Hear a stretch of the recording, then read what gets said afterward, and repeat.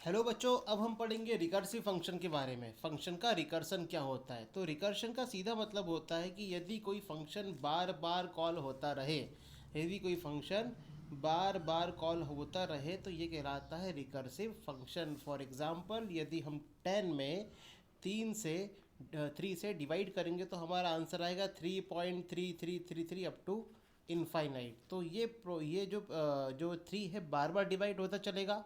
तो ये बार बार डिवाइड होने की जो प्रक्रिया है, जो प्रोसेस है, ये क्या कहलाती है? फंक्शन का रिकर्सन कहलाती है। हमारी सी प्रोग्राम की बॉडी में जब हम कोई फंक्शन बनाते हैं तो कुछ ऐसे फंक्शन भी कॉल होते हैं जो कि खुद को बार बार कॉल करते होते हैं। दैट्स कॉल्ड किसी भी फंक्शन का रिकर्सन। तो इसकी डेफिनेशन हुई, किसी फंक्शन में वही फंक्शन का कॉल करना रिकर्सन होता है। यह लूप जैसे काम करता है। हमने लूप लास्ट लेक्चर्स में पढ़े हुए कि लूप क्या करते हैं, बार बार कॉल करते चलते हैं जब तक कि एक फाइनल कंडीशन नहीं आती। इस प्रकार फंक्शन के रिकर्सन में भी एक सेटिस्फाई कंडीशन काम करती है, जिसके यदि वो कंडीशन सेटिस्फाई हो जाती है तब फंक्शन का रिकर्सन रुक जाता है, और यदि कंडीशन सेटिस्फाई नहीं होती है तो फंक्शन हमारा इनफाइनाइट में पहुंच जाता है। मीन्स वो एंड सो ऑन हमेशा चलता रहेगा।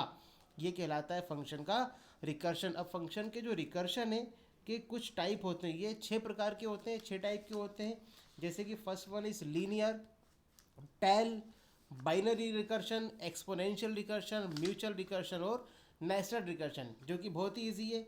सीधे सीधे हमारे जो रिकर्शन के कितने 3 बच्चे हुए। पहला हुआ लीनियर रिकर्शन, दूसरा हुआ टेल रिकर्शन, तीसरा बाइनरी रिकर्शन, चौथा एक्सपोनेंशियल रिकर्शन, पांचवा म्यूचुअल रिकर्शन और छठवा नेस्टेड रिकर्शन। तो इसके नाम आप ध्यान रखिएगा। इसके अंदर बहुत ही ईजी है। लीनियर रिकर्शन नाम से ही स्पष्ट है। लीनियर मतलब कि एक सीधी लाइन में चलेगा। सबसे आसान रिकर्शन होता है, ये फंक्शन चलने पर प्रत्येक बार खुद को कॉल करता है। ये हर बार खुद को कॉल करेगा। जैसे कि हम फैक्टोरियल फंक्शन के बारे में देखते हैं। यदि हमें फैक्टोरियल 4 निकालना है, इसका फंक्शन जो भी इसका फॉर्मूला बनेगा तो उसका प्रोसेस क्या होगा, 4 इंटू फैक्टोरियल 3, फिर 3 इंटू फैक्टोरियल 2 और 2 इंटू फैक्टोरियल 1। इस प्रकार हमें हमारा आंसर मिल जाएगा। तो ये क्या है, सीधी सीधी लाइन में चलता है, इसलिए कहलाता है लीनियर फंक्शन। अब है टेल रिकर्शन। टेल का हिंदी मतलब होता है पूंछ। पूंछ मतलब कि किसी भी जानवर में पूंछ उसके लास्ट में होती है। मीन्स यहाँ पर जो भी काम होगा हमारे फंक्शन के लास्ट में होगा। तो ये लास्ट में एग्जीक्यूट होता है टेल रिकर्शन।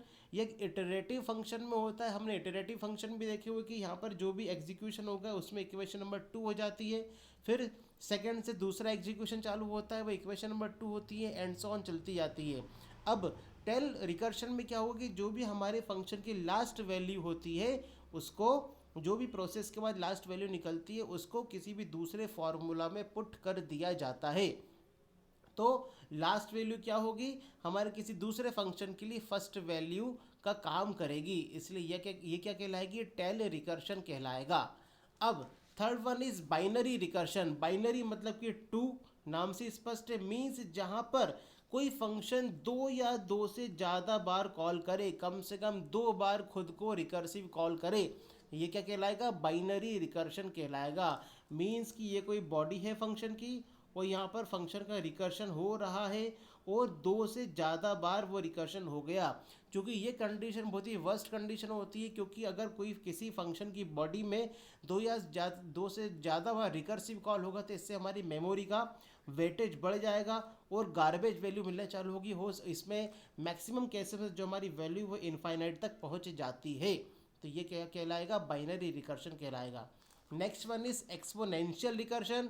इसके अंदर हमारे रिकर्शन में एक्सपोनेंशियल ग्रोथ होती आती है। लाइक 2, 4, 8, 16, इस प्रकार से इसमें फंक्शन के रिकर्शन होते जाते हैं। तो ये इसलिए एक्सपोनेंशियल रिकर्शन का यूज़ किसी डेटा सेट में होता है। डेटा सेट यूज़ होता है डेटा वेयर हाउस में।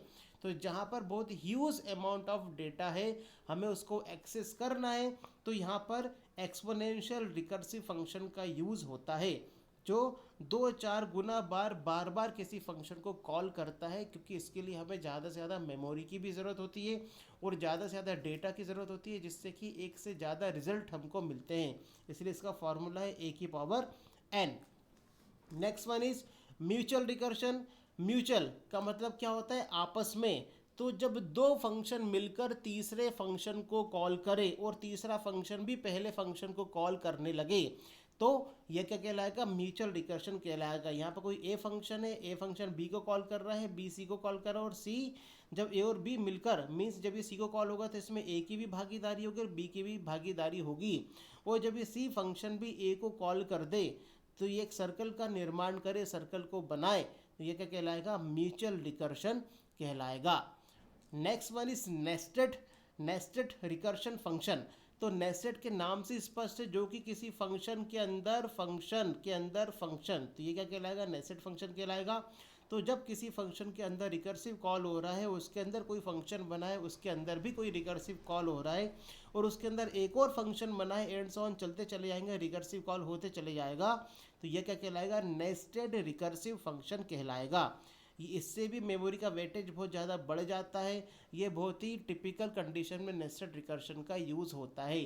सी लैंग्वेज में सबसे ज़्यादा लीनियर रिकर्शन, टेल रिकर्शन और बाइनरी रिकर्शन का यूज़ होता है। एक्सपोनेंशियल, म्यूचुअल और नेस्टेड रिकर्शन बहुत ही बड़े बड़े स्तर के प्रोग्राम्स में इसका यूज़ होता है। तो ये हुआ हमारे फंक्शन का रिकर्सन। इसके बाद इस यूनिट का लास्ट टॉपिक है, दैट इज़ लाइब्रेरी फंक्शन, जो कि बहुत ईजी है, हमने लास्ट टाइम भी पढ़ा था। हमने पढ़ा था कि हमारे फंक्शंस दो टाइप के होते हैं, first one is built in function and second one is user defined function. तो जो बिल्ट इन फंक्शन ही वो कहलाते हैं लाइब्रेरी फंक्शन, जहाँ पर बिल्ट इन फंक्शन जो कि पहले से बने हुए फंक्शन होते हैं उनको सी लैंग्वेज में बार बार यूज़ किया जाता है, इसलिए उनकी एक छोटी सी लाइब्रेरी सी की कंपाइलर में स्टोर कर दी जाती है। चूँकि हम इसको जब बार बार कॉल करते हैं, बार बार कॉल करने के बाद इन्हीं लाइब्रेरी से उन्हीं फंक्शंस को उठाया जाता है और उनका बार बार यूज़ किया जाता है, तो इसलिए ये क्या कहलाएंगे, लाइब्रेरी फंक्शन कहलाएंगे। तो सीधी भाषा में बिल्ट इन फंक्शन है। एग्जाम्पल के लिए हमने स्कैनएफ, गेट सी एच दिया है, जो कि फाइल में स्टोर होते हैं, जो कि हेडर कहलाते हैं। इसके कुछ पॉइंट्स है, एग्जाम्पल है C type dot h, math dot h, मतलब कि सी टाइप डॉट एच में पूरी लाइब्रेरी स्टोर होगी, जो कि मैंने नोट्स में आपको दे रखी है। मैथ डॉट एच में सभी मैथमेटिकल कैलकुलेशन स्टोर्ड होंगे। एस डी आई मतलब स्टैंडर्ड इनपुट डॉट एच में सभी प्रकार के इनपुट और आउटपुट, जैसे कि print f, scan f, get c h, put c h, ये सभी की सभी की लाइब्रेरी स्टोर होगी, हेडर फाइल स्टोर होगी।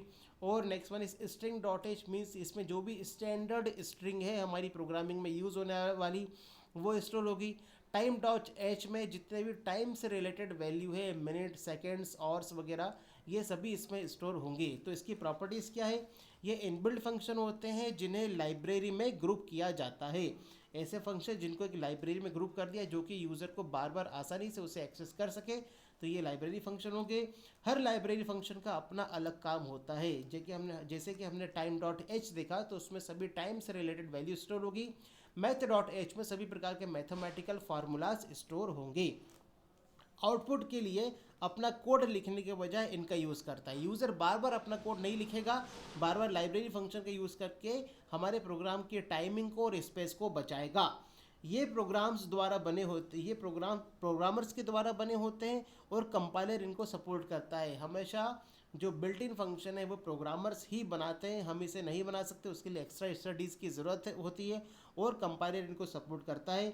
इन्हें हेडर फाइल में बताया जाता है इनके, जिन्हें फाइल नेम डॉट एच से रखा जाता है। ये हमने एक्सटेंशन देखा, स्ट्रिंग डॉट एच मीन्स हमारा फाइल नेम है और डॉट एच है, जो कि बताएगा कि इसमें सभी स्ट्रिंग स्टोर होगी। हेडर फाइल यूज़ करने के लिए include file name dot H use होता है, ये इसका सिंटेक्स इस तरह ये यूज़ होता है। ओके बच्चे, तो ये हमारा पूरा इस टाइम यूनिट 5 कंप्लीट हुई, आपका सिलेबस कंप्लीट हुआ। आपके जो भी डाउट है मुझसे पूछ सकते हैं कभी भी। स्टे होम, स्टे सेफ, अपना ध्यान रखिए। Thank you.